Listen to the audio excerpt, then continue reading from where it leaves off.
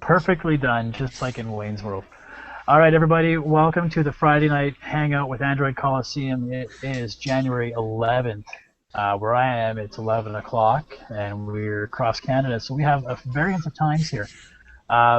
So glad you guys could enjoy and join us in here this week, and we just want to talk a few things about some Android things that are hitting us here at the Canadian shores.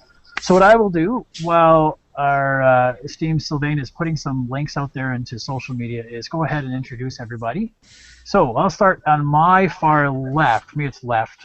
Cass Morrison, writer with Android Coliseum. Short Android enthusiast there. So it's Android Coliseum. That's where we are, guys. We have Mark Lostuka. Mark's back. He's been a little bit busy with his baby lately, and we can see Taishi right there in front of him. So he's got a little baby sitting right now. We're glad to have him back on board. We have with us as well Megan McRory. Megan McRory, we've invited this weekend with us because she's the 100th circler of the new blog, and I really appreciate that, and people helping us to share our message around. We have myself, Ryan Moore, writer here at Android Coliseum. I don't try not to say it with the French accent like Sylvain does. And then we have Sylvain Labouris, also a writer here at Android Coliseum, and Tom Gray, another writer here at Android Coliseum. Okay, so like I said, it is Friday, January 11th.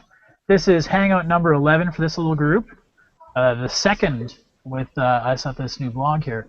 And if you were part of the event, we've been able to give you a link for our agenda. So I'm going to just bring that agenda up for myself, make sure I'm on the same page. So the idea is we're going to be here, we're going to be on this agenda and talking about it. So going through it. And what we want to do is have a conversation with, amongst us, but also with you guys as well. Now we keep it just to us for this part of the hangout, just to keep the conversation a little bit easier. But if you have something you'd like to add, by all means, we're open to conversation several different ways. You can find us on Google Plus and Google Talk. Add us there. You can comment on the Google Plus page. We just posted a link for the hangout there. You can comment on the YouTube page. You can comment on the event page. You can comment on our blog. You can do a bunch of different places you can comment. Any ways that you can sort of do that. Oh, you can also even go into the Google Doc and actually add a comment in there. I'll double check that, make sure there's still there. So put a comment in there, and you'll see actually us typing in that document as we go through each of these things. So by all means, we really do want people to be a part of this conversation. And as soon as we're done this, we'll do is we open up the doors and let anybody who wants to come in and join. So let's jump right into it. So the biggest thing this past week has been CES. CES is the absolute greatest event for the gadget enthusiast. This is a huge, huge event.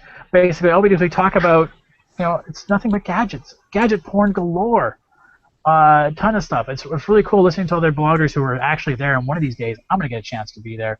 I really hope so. They're putting in like 15,000 steps a day. They're, having huge, training themselves to make sure they can last a full week of going through the hardships that youth go through. And what I've been doing is I've been going through all the different blogs out there, and there's a dozen, at least, different blogs that are there that I know that are Android. And what I've done is I made a little database up for all the Android devices we've seen at the CES show. So if you're looking in the document now, there's a little Google Doc. If you go into that, it's a huge Google Doc of just over, I think right now, 73 entries of different devices that I've seen listed there. And there's some really cool things that obviously stand out from the rest. For me personally, I'm really excited to look at this Asus Cube, which I'm thinking the idea of this is the evolution of the Nexus Q. This is the Asus Cube, all right, the Google TV. And last year we saw a lot about Google TV. This year was a little bit quieter on that front in some areas. But the Asus Cube was really cool. We saw NVIDIA talk about their new little gaming system, Project Shield, transforming Android into a gaming platform, which is kind of cool. And they're talking about other devices for that as well. A whole whack of different phones and tablets. Polaroid came out strong with a bunch of stuff. Arcos has come out with a bunch of stuff. What else is there? There's been just a whack of stuff, and it's been really hard to keep track of it. So yeah, Mark just talked about being the introduction of Google TV version 3.0, which I have a hard time always talking about what version number Google TV is, and this is my hope when we talk about 2013, we merge in Android proper with Google TV. Try not to keep them separate so much. Keep separate apps, but try to talk about a version 3.0, because version 3.0 is still based on Honeycomb, if I remember correctly, right? 3.2 point whatever. But that was Google TV version 2 and the Google TV version 1. It's still an Android version 3.2. So, do you have any comments on that, Mark, yourself, being another Google TV user? Well, I haven't been looking too much into it, but I know that they just made mention of the Cube, I think, was supposed to have version 3.0, but they didn't. I haven't heard much details on what actually version 3.0 will include. I know it has. They've made mention of a few different apps that it has, but they haven't gone in. Like Google themselves hasn't done any official announcement on what all the features will be. So it sounds like it's kind of, I don't know, one of those to be announced kind of features or things. Yeah, it's definitely sit and wait and see what happens kind of thing, right? I guess we have to all just sort of go ahead and see if it's when it comes out. And that's the thing about CES we see, right? We see a bunch of really cool stuff, and then we go, okay, so when is it coming? Like, for example, the Sony Sony Xperia ZL. We hear that one's coming to Canada. When? Don't know. We've kind of heard that the Z series one isn't. That's too bad. We saw a really weird Galaxy S2 Plus come out, which I don't know, just didn't sound right to me.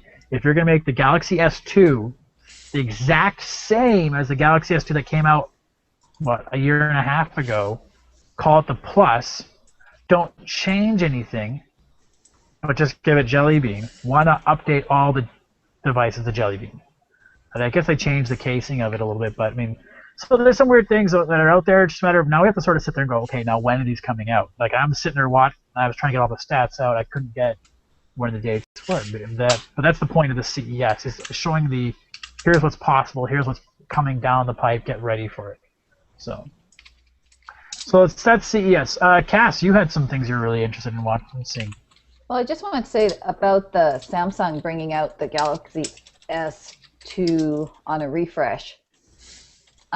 That's a really popular device, and it's smaller than a lot of the ones that are out now, like smaller for hand feel. So, maybe there's a market there for people that want to stay up to date.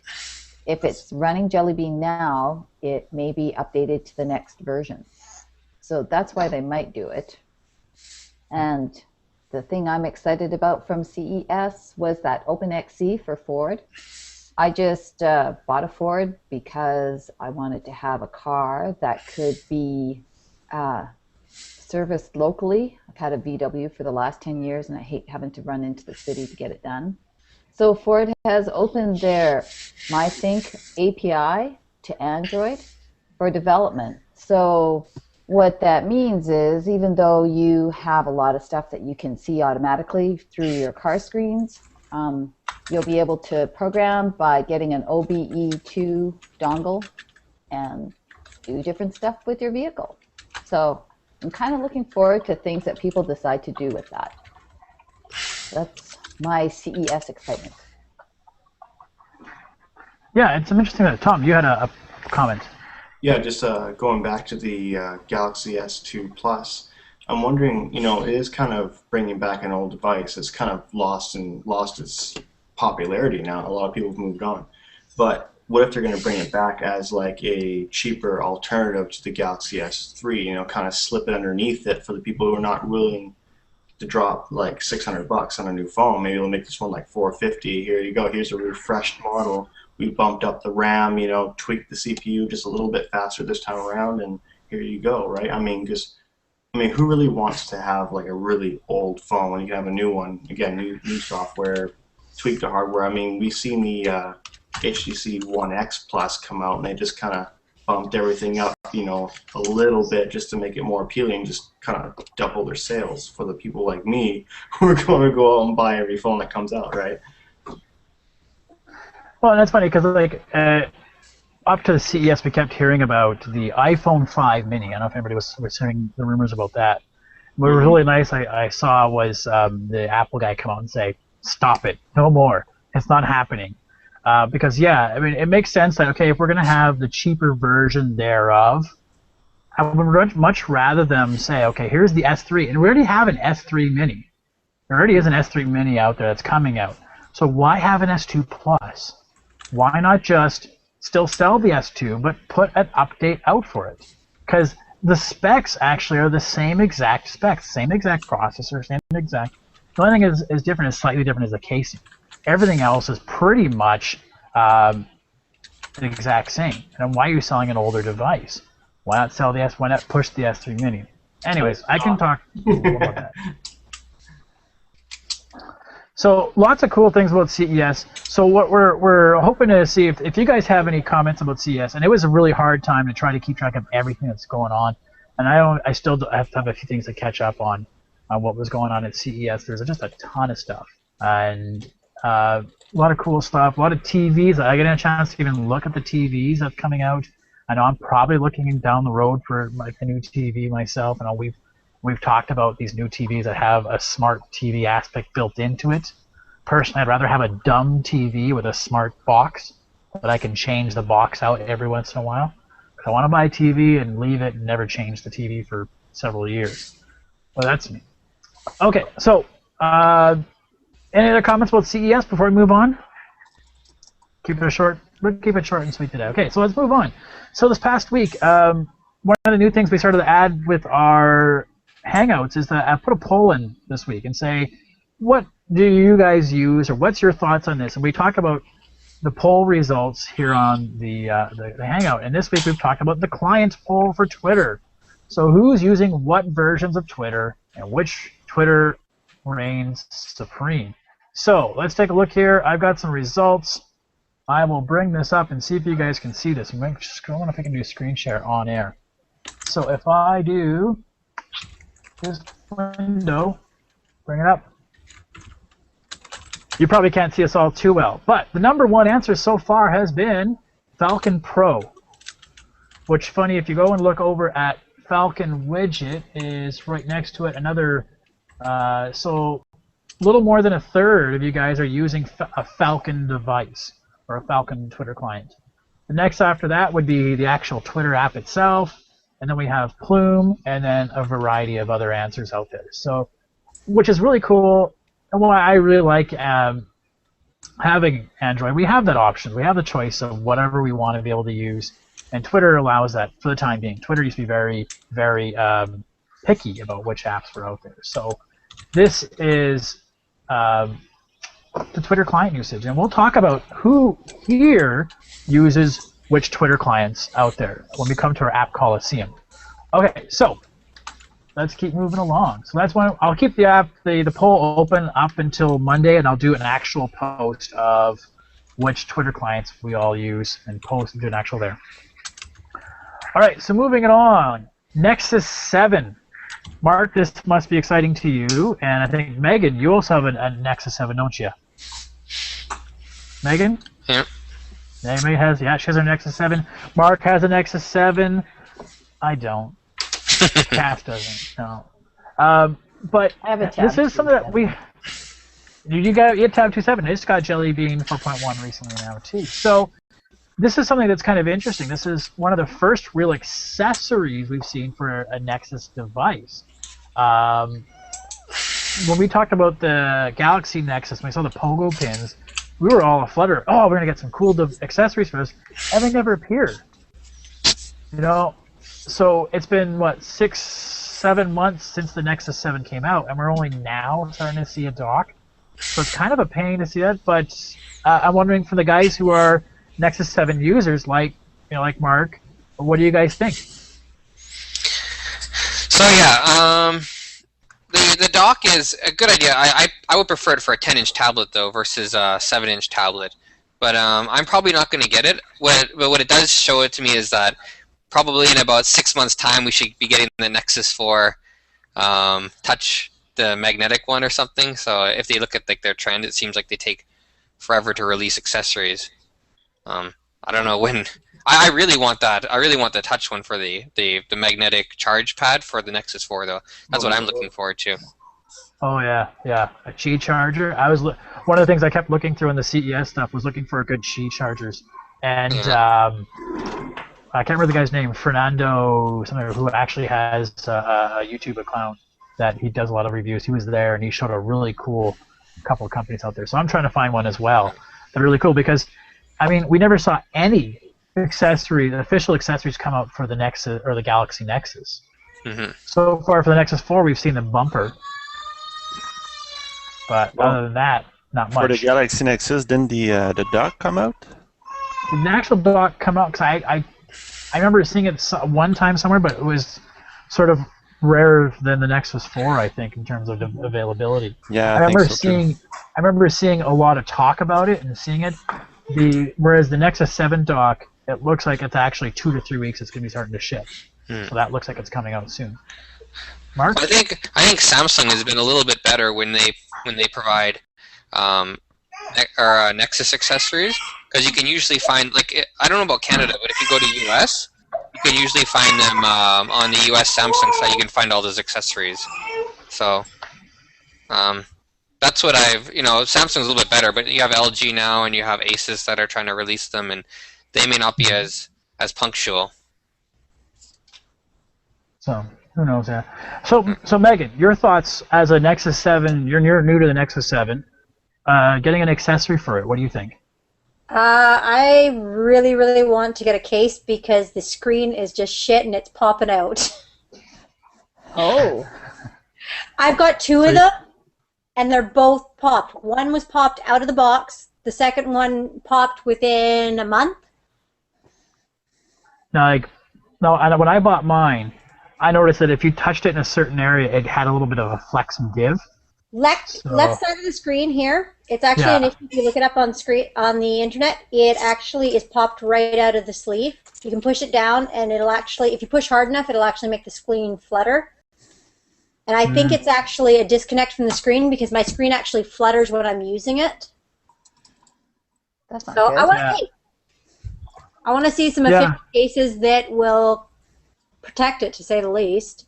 I don't care about the charging units because, to say the least, that charger is flippin' amazing. I don't know if you've tried it, but plug your phone into it, it'll be charged in like 30 seconds. Really? Yeah, it charges the phone super fast. So if I'm like in emergency for work, I just pop my phone onto my Nexus charger for the Nexus 7. Well, yeah, because it is a higher milliamperage battery one, than like a USB plug-in one. So it's much better. But I do the same thing with my phones too, because I have the high-rated plug-in for my tablet, all my tablets, so my phones, they charge really quickly as well. Now, I'm wondering, though, in terms of that, just to go back to my Radio Shack days and talk about rapid chargers, they say are harmful to the batteries. I don't know if that's true or not, but I'll throw that out there. Anyway, okay, so let's move along. So it's cool to see that we're going to get some Nexus accessories, which is something we really haven't seen. So before we move on, I just want to apologize for the background noise. If you can see, we got some new kids in this little Android family here. Tom's got a new kid. Obviously, we see Mark and Taishi there. My kid's asleep. It's 11 o'clock where I am, and Cass has her dogs. Usually bark or something. So wonderful things about on-air live stuff. Okay, next thing I want to talk about. My exciting thing was the fact to see a Chrome beta for Android. Personally, I'm all in with Chrome in terms of browser and the extensions it has, and I really like the fact that they've now released a beta channel, for lack of a better word, for your Android app, so that you can have regular Chrome on there. If you're in Nexus 4, that's all you do have stock is a Chrome. But if you want to have a little more bleeding edge, you can have Chrome Beta and get the new features. So that's kind of cool for me. I'm one of those beta users. For my Chrome desktop, I use the dev version for both. I'd like to see what new features are coming out. What am I going to get? So we have this option now for Android. So cool. Tom, you had a comment? Yeah, actually, not more of a comment, but a question for you. I haven't had a chance to use the Chrome beta yet, and you've probably been all over it several times now. It's my default now, yeah. Yeah, I've heard a couple of reports on the XDA forums where I first discovered it. People talking about input lag when typing on like web page forums. Have you experienced this? I think I experienced it on Chrome regular. I think it's more of a keyboard thing, because what I find is that when you punch into a keyboard, into a form or a text box on the web anyways, like it depends on what you're typing into in terms of what style of the keyboard it comes up. Mm-hmm. Like whether it's a login password, whether it's an email address, or does it need to have the suggestions come up. So I think I noticed just for that, but I don't notice any difference in the beta. For me, beta is working just as fast, if not faster, than the standard one. Any for mine. I haven't that users should be aware of? Not that I've run into yet. I mean, I've only been using it for about a day or so, and to be honest with you, I'm not really on my phone on web that much. Primarily, my phone is on Google Now, or it's on, Google Plus or something like that. So I'm rarely going to. I'm only usually going to an app or a website only when somebody says, "Hey, check this out," and I'm like, "Okay, fine, cool." Yeah, okay, go back out of it. So I'm really rarely doing much web browsing, entering work on it as for my phone. Cass, your thought? Yeah, I've got that installed on my Note 10.1 as my default browser, and I haven't had any problems with it. And not too much in the way of lag. I'm using the Samsung keyboard, though, with a pen, so, lag might be built in. Yeah, mine seems to be just fine. I haven't noticed any issues with it. I'm just testing it out right now to see if I see anything on it. But no, it seems to be working just fine for me. Yeah. Okay, so let's take a look at next topic. New development in the Play Store. This was a feature they added a while ago to specific developers. Now we're adding it to all developers can do this. The idea behind it is when you post a comment on an app, so when you give it a review in the App Store and you say, "I like this feature, I can't believe you took out that feature," it gives the developer the option now to respond to you, to respond to that. And I think that's an important thing, that you have two-way communication. Before the Hangout, where we're talking about social media, about having, it can't be just this place where people post.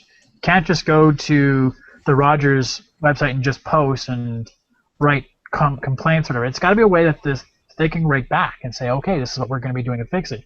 So I think it gives a chance to give those developers, even the small ones, because those small ones are omitted from before, that opportunity to respond back to people who are using their app and say, oh, have you tried this? But it also gives them, it humanizes the whole thing, and it provides a consistent experience across the board. I really like that. Sylvain, you had a comment about that. Yes, I am so happy that it finally came to the Play Store, because very often I read the comments and people have questions and you're like, you never get an answer. Because when I comment, I never comment on someone else's comment. So it's going to be nice to see the developer's point of view on that. Right. So we'll see how much it actually gets used. I mean, that'd be really cool to see them, especially when you're a new developer. And it's one of the things I heard when I was at the Android TO conference. These new developers, these indie developers, designing games, designing apps, trying to get that feedback from the people that are using it. Right. When you develop an app, you tend to live in that little box of, here's my baby, my project, and you see somebody comment on it, and you go, ah, how dare you? Mm-hmm. But now it gives an opportunity to okay, well, why is that? You tend to have a lot of blinders on, so this gives you a chance to get that feedback and respond to it. And you know what? If anything, it's great customer service for the people who are using your app. No better thing than when you can say, hey, you know what? I actually like this app. May not be as good as another one out there, but you know what? I made a comment on the Play Store, and he responded. He actually and I had a conversation. It may not be a better app, but you know what? I would value that experience, to have that open dialogue with somebody. So a cool experience, cool thing that's coming out now. Last one in the sort of main topics is my little rant I have about rumors. Obviously, CES is a week of rumors. Leading up to CES, people were talking nonstop about the Galaxy S4, or the Galaxy S4 is going to have a bendable. You can bend it in half. But even since then, we've heard in the past 2 days 4.2.2 coming out. Ooh, we're all going to get 4.2.2. Look out! Or we've heard about this iPhone Mini. What was the other one I had that was another fear and uncertainty and doubt thing that came out? It's just one of those things. Stop with these rumors. Oh, the Nexus 4. People saying Nexus 4 is coming out.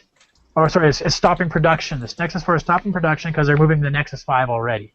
They're getting rid of the Nexus 4. They're going to the 5 already. And it's like, who are you hearing this from? But immediately, all these websites out there are jumping on it and posting an article about it, and that gets shared out. But so I spent most of today looking at some of those articles and then trying to trace back where they came from, and not one of them can really come from a reliable source. Several of them, if you click their links, leads to an article that's no longer there even. So I mean, that's why I personally don't like to jump on rumors at all, because they're so easily dispelled, and then I look like an idiot. And I really hope people get that. They look at that and go, well, it's just a rumor, but it's link bait. I mean, hey, they made a couple bucks off you clicking the link to go hear about the new Nexus 5 from LG. But stop with the rumors. Take a few seconds and think about it. That's just me. I want to rant. Sylvain, you had a comment about my ranting there? No, I just had a comment, General. I remember, I actually like rumors, and Cass, you probably remember the Project Roadrunner. And I rarely reshare on Google+, but I did for that time. And it was about having a longer battery life on Jelly Bean. And I was really excited about that. So anyway, I don't mind rumors at all. No, I know there's a lot going on, good. though.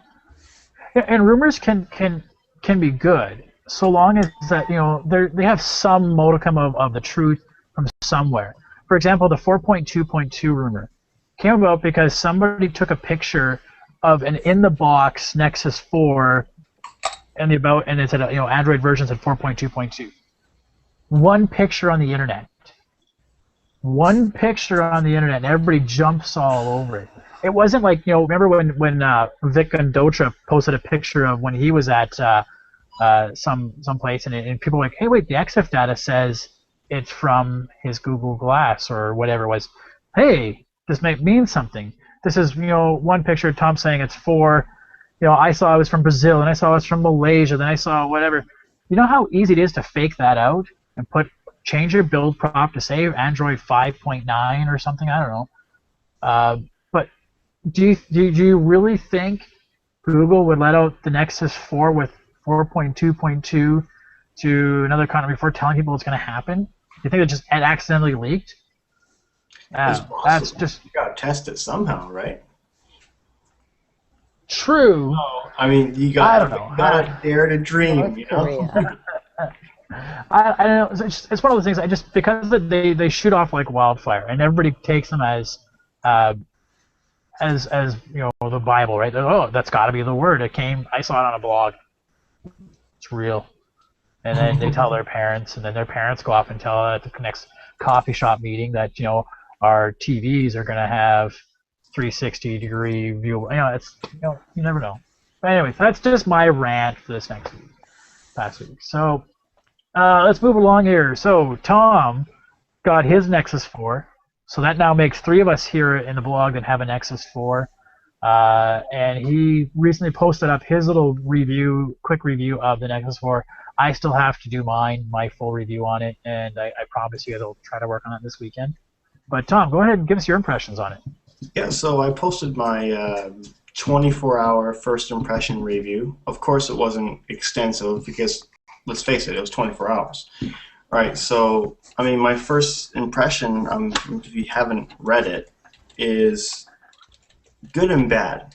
And I use the terms loosely because, I mean, I don't hate the phone, but it's not the best phone I've ever used, so it's actually very reasonable. Coming from the Note 2, obviously the size of the screen is going quite a bit smaller. the colors seem to be a little more washed out than I'm used to, because I mean the AMOLED screens on Samsung devices are extremely vibrant when it comes to colors, and that's something you got to get used to. Battery life is average. Activating LTE, I've been asked this so many times today, so I posted a couple articles, and I have not seen any decrease whatsoever activating LTE, not even 5% less. It is right where it should be.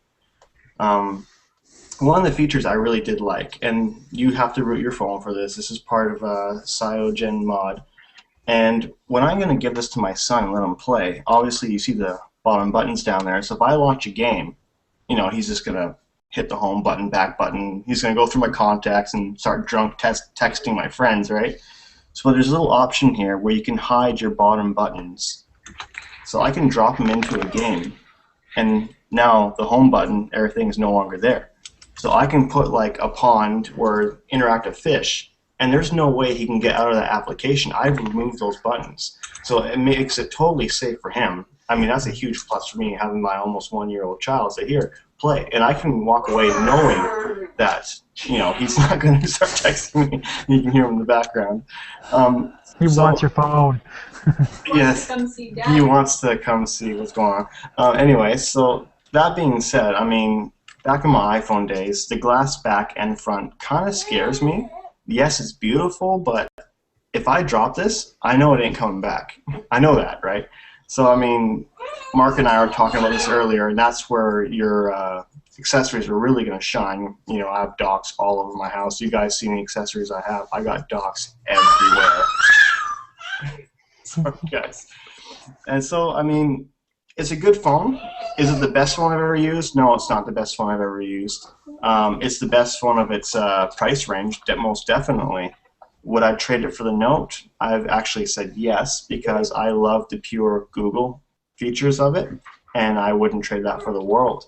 So I'm not going to go on and on and on about this. I'm going to kind of leave it at that. If you want to find more about this phone and what I thought about it, go find my review on Android Coliseum for a more in-depth review, and I'll probably check back on it 2 weeks from now and give it more of an extensive review. Yeah. It was a really, really good article if you read through it. And actually, in terms of a general impression, yeah, it was a great article. Appreciate it, Tom. Mine, so just a question for the Tom is, so you're running CyanogenMod 10.1, or are you running any special ROM? CyanogenMod. Okay. Mark, you're back. You have the Nexus 4 as well. Yes. Are you running it rooted in a new ROM on it, or are you just running it as is? It's stock right now. Yeah. I was actually going to ask, because some of the features on CyanogenMod look really, really good. Like, I like the change to the what is it? The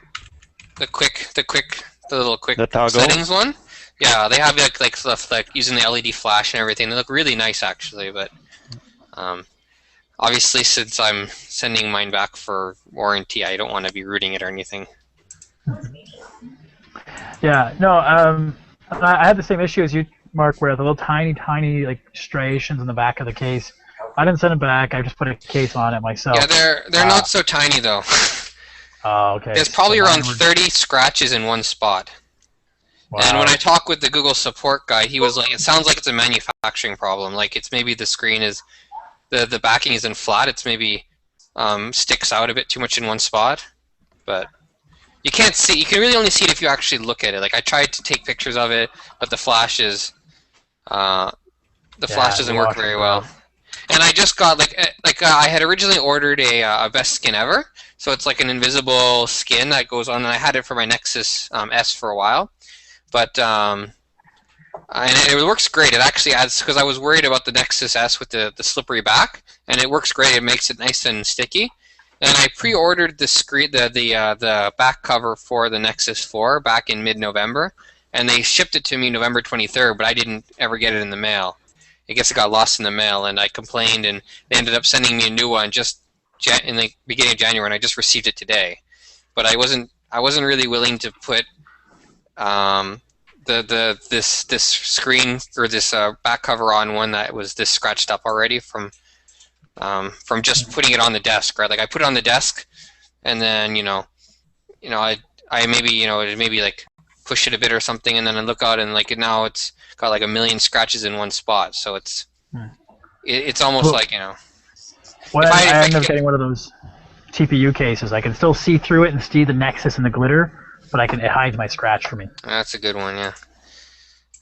But I mean, if it could get the bumper would have fixed it. But the bumper is obviously, that's a hot commodity right now. You can't get your hands on that one. So there's supposed to be that poetic bumper. It's supposed to be popular as a non-official one, but yeah. Anyways, so look in the next little while. Tom, myself, and Mark will be writing up our reviews of the Nexus 4 in full depth and stuff like that. So we'll have it out there for you guys to look at. It's been a great phone for me. I really like it. I can't believe how much I've missed a stock device. Anyways, let's move along. So Go SMS Pro, Tom, new feature, new update. Yes, Go SMS Pro is the texting app I really liked on my Note 2, because I could theme it up and make it look like a stock, texting app that comes with the Nexus. Unfortunately, I don't use it anymore because I love the stock texting app that comes with the Nexus. But one feature amongst many that really shines to me is being able to preview your themes before you apply them and before you even download them. Because back before this feature was available, you basically had to go on the name and be like, oh, well, that kind of sounds cool. Download it and find out it's this pink, nasty butterfly rainbow color. Like, oh, God, you take it off, right? Because you want something to really match your themes, but you don't want to have to go through 5, 6 different themes to figure out, oh, which one fits, which one doesn't, right? And it's nice to be able to do that within the app rather than having to rely on the App Store.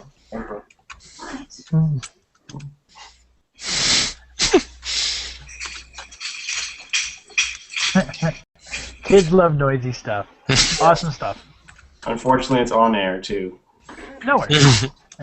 He'll be 12 someday and you can show him it. Yeah, so cool. Personally, I haven't really used... I use the stock one, and so I'd like to see, Tom, if you get a moment to write an article about your usage of it and see what it looks like. That'd be cool to sort of see. Mark, you had a comment about this? No, the SMS Pro. Okay. Well, like the guys were saying, I used to Go SMS back when I still had Gingerbread and everything, because the stock messaging and the stock apps didn't look that good. But now with Ice Cream Sandwich and up, it's looked really nice. But what I didn't like about the Go SMS, it was really good in how it worked, and you could do the backups and everything, the text backups. But I didn't like how every time you downloaded a theme, it created a new. It was like adding a new app to your directory. So you'd have a huge list of all your apps, and then a bunch of them, each different theme would have its own app basically, instead of having built into the actual app itself, which I didn't like. It got really cluttered. And then obviously when you had the Play Store, you'd have your list of apps. And you'd have to scroll through, if you tried a whole bunch of different themes, you had maybe 20 themes. You have to scroll through 20 different themes in your Google Play library. Now you can remove them, which I've gone through and deleted all of them. But it did make it did make a lot of clutter. Okay, so they still have an icon for everything. Yeah, I don't know if I don't think they've changed it, but they had their own app store. They had their Go Launcher App Store, but those were all just, you click on it and it would just send you to the Google Play Store for the last time I checked. Okay. Cool. Okay, so let's move it along here. Just to a second time here, we're going to move on to the other update I really liked this past week was the Android or the Angry Birds Space update. For those of you guys with a kid like mine who's just Angry Bird crazy, having a new level is an awesome way to motivate him to get his homework done or clean his room. And oh, Dean, they have a new level for Angry Birds. So he's just all over that. So if you take a look at, I'll just see if I can bring it up here for you guys. My screen share, I want to show you this just to give you, what the app is. If you guys play Angry Birds, this Pig Dipper in Space, Angry Birds Space, actually is pretty hard. It's really cool because the way that the levels work is you have, again, this is going to be very slow what you guys are seeing here.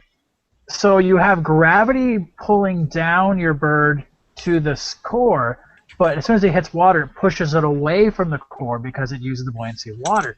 So you have both sort of forces of interaction, and it's hard. So you can see, as you can see, the direction of the bird is going to fly there, right? So it's a very hard level. It takes me a while to complete. So like I haven't let my kid play with it, but I'm interested to see what he's going to do with it and see how it plays for him. So, but it's kind of cool. And again, I just love these physics kind of games. Plus, it's a cartoony game for my son to get involved in, and I love sharing that with him. So, if you haven't had a chance to play with Angry Birds Space yet, take a look at that one. That one's really cool. I was really quite excited to see that update. That was neat. Hey, moving along, we have Dropbox. Sylvain had a little comment about Dropbox. Apparently, he didn't know that Dropbox has been adding photo options for some time, and they've been doing this for a while now. They have an auto sync feature. Oh, I know that. I know that, but I'm limited in space. Well, you need to get more people to share out, or get a buddy with a Galaxy S3 or Galaxy Note 2, because you get like 50 gigs. Yeah, but what happens after 2 years? Yeah, whatever. 2 years, we'll figure it out then. Yeah. I'm downloading at least to my computer at least. For me, the biggest thing I like about the auto syncing is the fact that it automatically, not only my pictures, but my screenshots go into that screen capture. Mm-hmm. So when I'm writing an article, for example, and I'm writing up an article and I go, oh, okay, take a screenshot, screenshot, I can write my article and just it's automatically on my phone or my computer already and just drag it over to the app for my the article. So it's that much faster. So, anyways. That's but yeah, they have been really updating lately.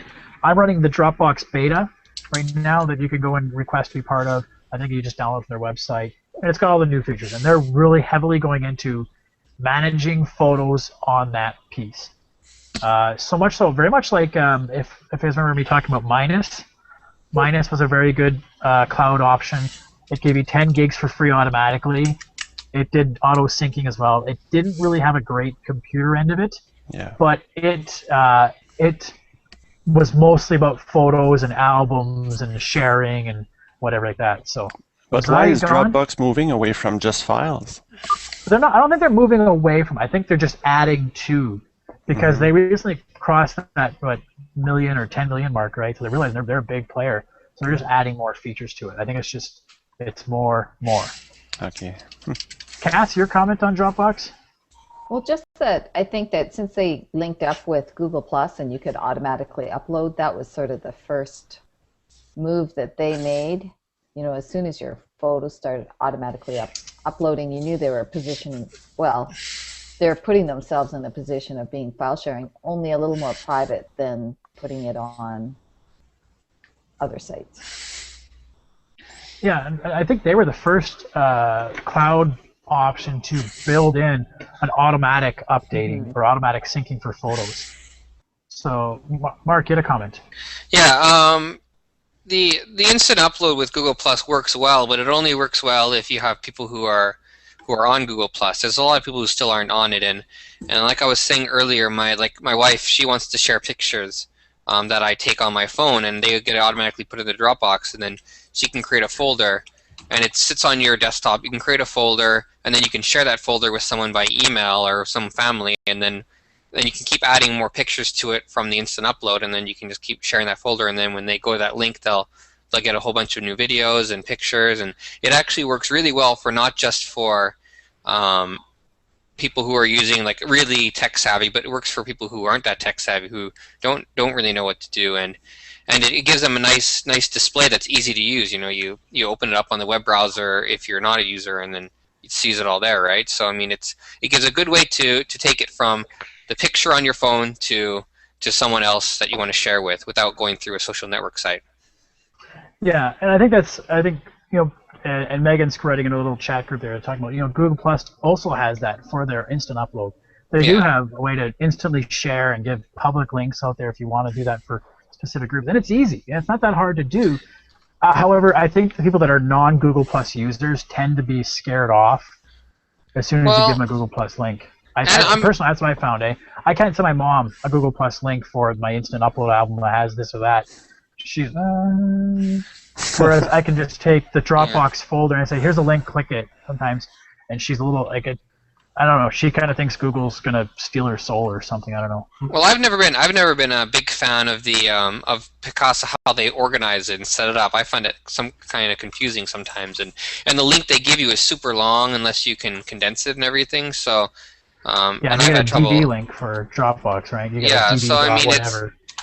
I've never been a big fan of how Picasa. Maybe if they reorganize it and restructure it and clean it up to be something like Dropbox, or incorporate the photos into your Google Drive so you have a photo folder so that it makes it a lot simpler, then that would work best. But as it is right now, I find it a bit confusing for people who aren't that tech savvy. Cool. Cass, you had a comment? Yeah, just that, Dropbox did find the perfect interface really when they started out. Just by making something a folder on your screen, they've made it so much more user-friendly now. You can drag and drop everywhere. It's really, I think once you become a little tech knowledgeable, it's really hard to understand how intimidated people are by things that don't look like short links, just something on your desktop and stuff like that. Oh, for sure. And getting back to Mark's comment about the way Picasa Web, and I think they do have a great system right now. It's just a little, even for myself, okay, I have my Picasa Web folder, my instant uploads are in those, I move them in and out. It's a little bit back and forth. For me, and if you remember back to what I hope to see out of 2013, I hope this is the year that basically Google gets their act together in terms of Google Drive and puts everything together. So when I go into Google Drive, I can see photos, instant upload folders, my music, my bookmarks, anything I have that's shared in the cloud. I can see that. Mark, last comment, and we'll move on. Well, and also if you want to use Picasa, I mean, to me it feels very disjointed from the rest of their services. Like if you look up on that bar on the top that you see search, images, maps. If you go to there's no Picasa there. You go to photos, it brings you up to the Google Plus albums area, right? So to me, Picasa, they've really kept it separated from everything else. And it's like, if I want to go to Picasa, unless I have it bookmarked, I have to type in, do a Picasa search, and then go to Picasa web albums and everything. And to me, it just seems like they're not really keeping it consistent with the rest of their design and everything. No, and that's something I think we're going to see in this year, is the fact that because Picasa Web, you have to actually find the link for that and do it. So I'm just trying to an article. So Megan was just saying, I think they're letting go of Picasa, and I think that's going to happen. They're going to eventually just merge it with Google Plus and some. But the problem is the Google Plus one isn't as friendly as Picasa Web is for using. However, Picasa looks old, right? So it doesn't have that cross the Google spectrum look, right? So, anyways. So yeah, there's gonna be updates for that obviously down the road. So okay, let's move along here, and let's get to the App Coliseum portion of the night. So we're gonna do the App Coliseum a little bit differently. Normally we do is we each go across the table and say, what's an app you've used this week, and talk about it. This week we've decided to incorporate that poll we talked about for Twitter, and as we said, looks like the winner so far is Falcon Pro. So let's go across and see who's using what Twitter app. Now, before we'll start this, we'll obviously kind of mark this off with the fact that Tom and Megan are both a Twitter thumbs down people. So let's hear from them first. So Megan, you've been quiet here, and let's get you talking. Twitter, why not? If you don't mind my asking. I already have a Google Plus addiction to a degree that people kind of notice. Welcome to the Android family. Converted. I would say probably at least 3 or 4 hours a day minimum. So I could just imagine Twitter just taking over. So better not to be in it is what you're saying. So Tom, yourself, why no Twitter for you? Well, mainly, I have a Twitter. I just don't use it because every time I went on Twitter, I always had these weird celebrities following me, and I never followed them back. It's like, why are you following me? I'm just a guy, right? And it's always like, I woke up today. I had a sandwich. Here's a picture of my sandwich. Now I'm walking to the store. I'm buying some Coke. Here's the Coke I bought. Now I'm drinking it. Here's a picture of me drinking my Coke. It's like, really, guys? Like, do you have nothing better to do? And it seemed like no matter where I was going, either you're a politician with a whole bunch of fake people, 1287-776 is following you, the +1, and a whole bunch of other guys with similar things like that. And you're trying to boast your numbers, or you're a celebrity taking cheap shots at other celebrities, or you're a guy you want people to follow your life, what I just described, you know, taking a picture every 5 minutes. This is what I'm currently doing. I don't care. You know, for me, Twitter is a really shitty version of Google Plus with zero profile customization. I mean, we've evolved. I mean, I think Google Plus is where it's at. I mean, maybe Facebook if you're into that. But I mean, get with something that actually has some customization, actually has some body to it. I mean, for Twitter, to me, it seems like you're just throwing text messages out in the air. Why? I don't get it. So that's why I don't use Twitter. Yeah, Tom, you just blew my bubble. Oh, we we're all we gonna could leave easily Twitter get now. into the merits of social media, but we won't get in there. There's definitely some reasons. We talked about it beforehand. I mean, one of the things, I know a couple of us were talking about, is the fact that in some companies, it's the quickest way to get an answer out of. And we'll just leave it there for that, for what Twitter is. For me, it's just a matter of the fact I have it because to have be in the space up, to own my Ryan board Twitter account so that nobody else can take it from me later on down the road. So let's go through who's using what Twitter account, what Twitter client for their phone. Like I said, we look at the poll. We're looking at Falcon Pro leading, followed by the Twitter actual app itself. So let's go down, and I'll go from Tom's end over. We have Sylvain. Give us your Twitter. What are you using? All right. So a while ago, I bought Tweetcaster. That was my first app after the official Twitter one. I've never liked the official Twitter one. It's too white. There's not enough options. I need lists. I need to be organized in there, and I just can't with that one. After that, Cass mentioned something about Plume. So I used it for a while. It's pretty good. I still use it. And after that, she mentioned Falcon Pro. And this is the absolutely best one. It's so nice. I like the look of it. I like to just scroll through my stream, my feed. It's just so nice. The only thing missing on that one is you can't have multiple accounts, because I have 2 accounts and you have to switch from one to the other all the time. That's what's nice on Plume. It's all together, or you can choose, okay, one account or the other one. So that's nice. There's one thing about Plume that I don't get is how to follow someone. Is there a button for this? I can never find it. So I'm always back to Tweetcaster. Okay, so you're a Falcon Pro, so you paid the $2 for the fee for that. So Yeah, I did try it. Yeah, myself, I'll keep going along here. I'm Twitter. I use the actual app. More so for the fact because I really don't use Twitter all that often. I really, for me, it's not, I really don't use it. So I don't really play around with lists. I really don't do much hashtagging. I really don't do much, at replying, Friday follows or whatever. I have it primarily because my work, I have to monitor the work account, I monitor the blog account, and my brother tweets at me. So for the little amount I'm going to use it, I'd still rather have it than just have a bookmark to the actual app, which some people were talking about in the poll, is that I just use the actual web app and not the native client. So personally, I'm using this standard, and when I have to switch between one of those 3 apps, for me, it's actually not that hard. I just hit the button at the bottom and you switch over and I go through.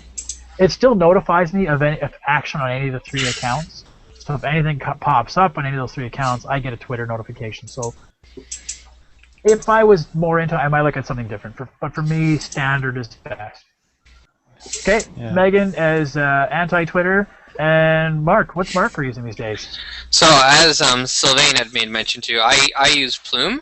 I got the Plume Pro, and I got it a long time ago when I was looking for.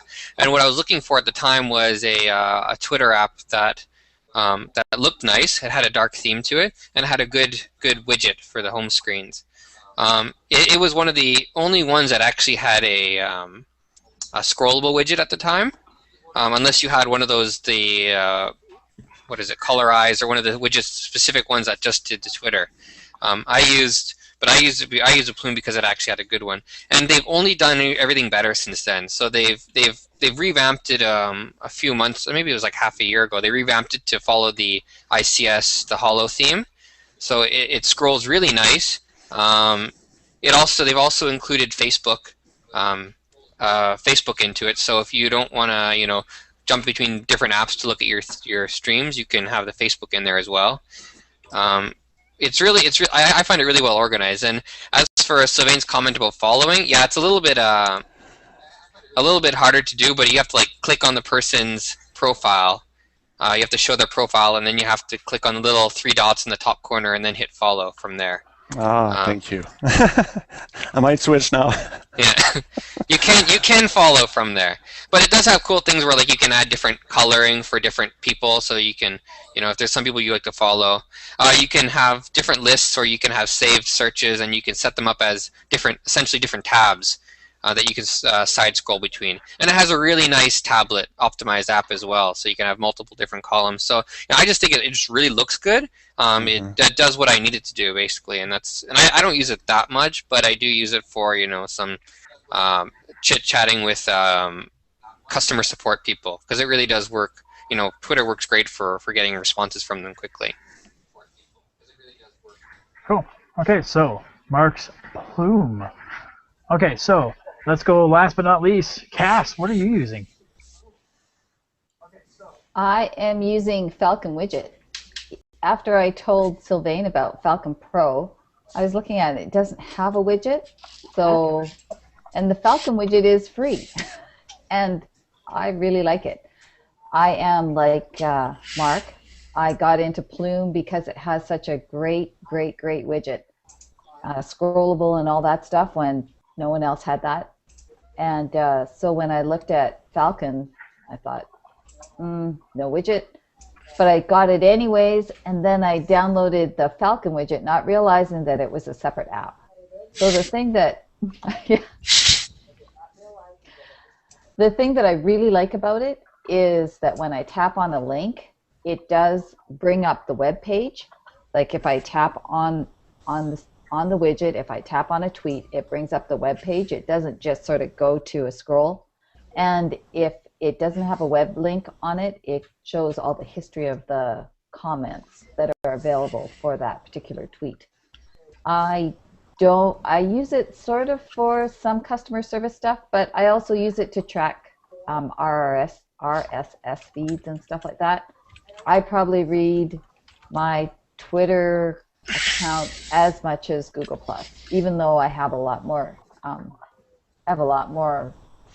do a lot more following on Google+, but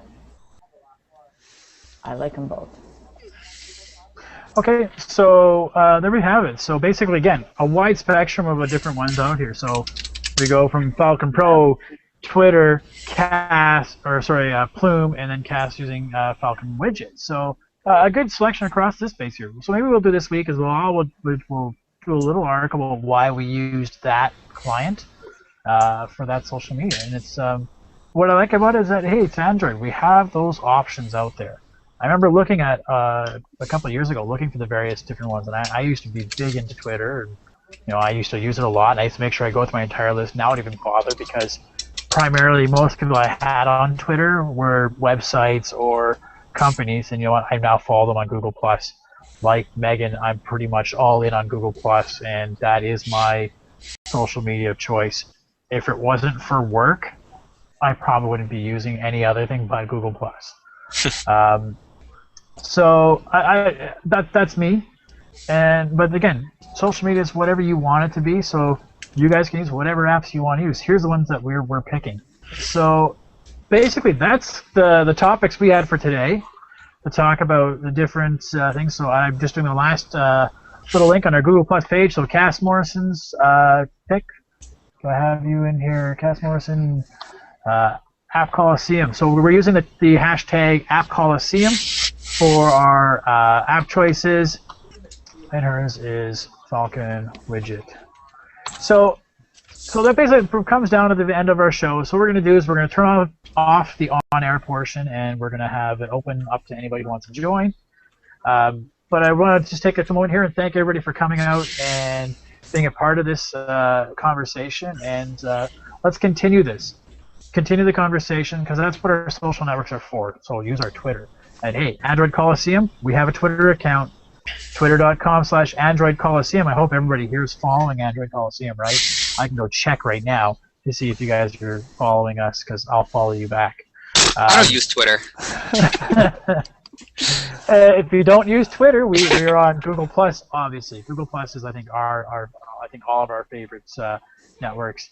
We're also on Facebook at facebook.com/Android Coliseum, and of course, what are we without the blog?